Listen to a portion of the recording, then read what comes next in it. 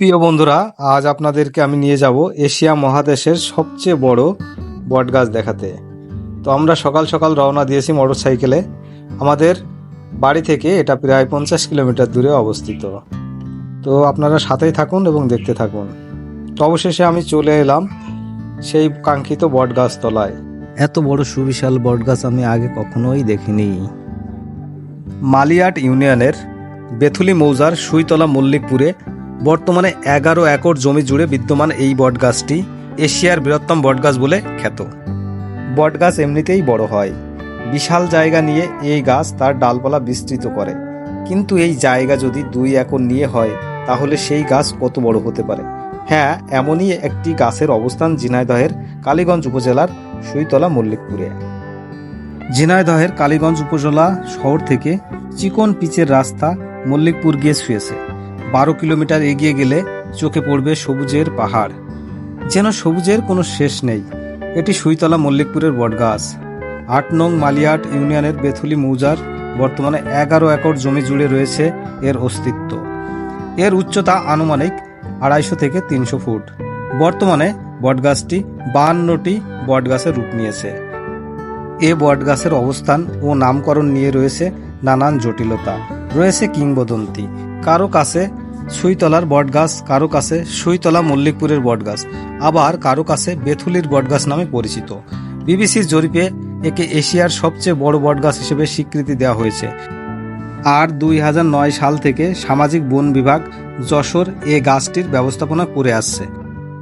গাছটির উৎপত্তি সম্পর্কে স্থানীয়রা কোনো সুনির্দিষ্ট তথ্য দিতে পারেনি, তবে প্রায় 200 থেকে 300 বছর পুরনো বলে ধারণা করা হয়। গাছটি কে বা কারা লাগিয়েছে তার কোনো নির্দিষ্ট তথ্য জানা নাই। এখানে আগে কুমারদের বসতি ছিল। কুমার পরিবারের কোনো একটি কুয়ার মধ্যে জন্ম নিয়েছিল বটগাছটি। বছর আগে কুদরতুল্লাহ নামে একজন গাছের ডাল কাটলে অসুস্থ হয়ে পড়ে, শুরু হয় রক্তবমি।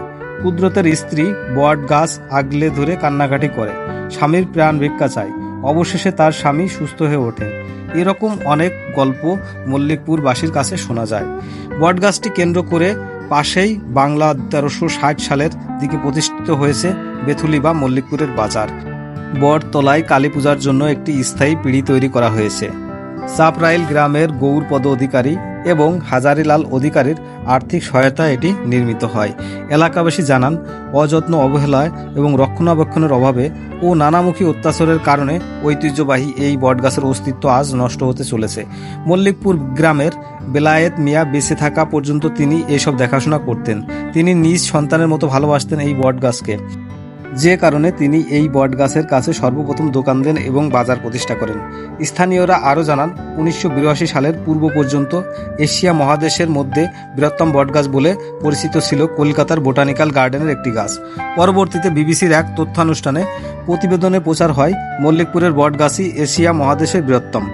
1998 সালের দিকে কালীগঞ্জে উপজেলার তৎকালীন নির্বাহী কর্মকর্তা সুসেন চন্দ্র রায়ের সহযোগিতায় সেখানে একটি ফুলের বাগান তৈরি হয়।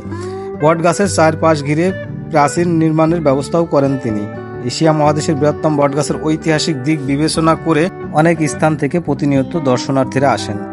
এর গুরুত্ব বিবেচনা করেই 1990 সালে বটগাছের পাশেই প্রায় 10 লাখ টাকা ব্যয়ে একটি রেস্ট হাউস নির্মাণ করা হয়। মল্লিকপুর গ্রামের প্রবীণ ব্যক্তি আব্দুর রাজ্জাক জানান, এই বট গাছটির বয়স কত তা আশেপাশের লোকজন কেউ বলতে পারে না। তিনি মুরব্বীদের কাছে শুনেছেন 300 বছরেরও বেশি হবে। যে স্থানে মূল বটগাছের শুরু, ওই স্থানের আশেপাশে কুমার সম্প্রদায়ের বাস ছিল। সেনদের জায়গায় একটি পাতকুয়া ছিল। কোনো পাখি হয়তো কুয়োর উপর বটের বীজ এনে ফেলেছিল, সেই বীজ থেকে চারা গজায়।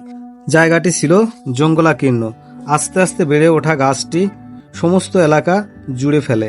বাড়তে বাড়তে এক সময় প্রায় 2 একর জায়গা দখল করে নেয়। সেটি পরিচিতি পায় এশিয়ার সর্ববৃহৎ বটগাছ হিসাবে। হিন্দু সম্প্রদায়ের মানুষ গাছের গোড়াতে পূজা অর্চনা শুরু করে। বিস্তৃত গাছটির দৃষ্টিনন্দন প্রাকৃতিক সৌন্দর্য, পাখির কলরব, ছায়াঘেরা শীতল পরিবেশ মুগ্ধ করে দর্শনার্থীদের। আজ আমাদের এই পর্যন্তই এই পর্বটি। পরবর্তীতে আবার হাজির হব নতুন কোনো পর্ব নিয়ে। ততক্ষণে আপনারা সবাই ভালো থাকবেন, সুস্থ থাকবেন। ধন্যবাদ সবাইকে।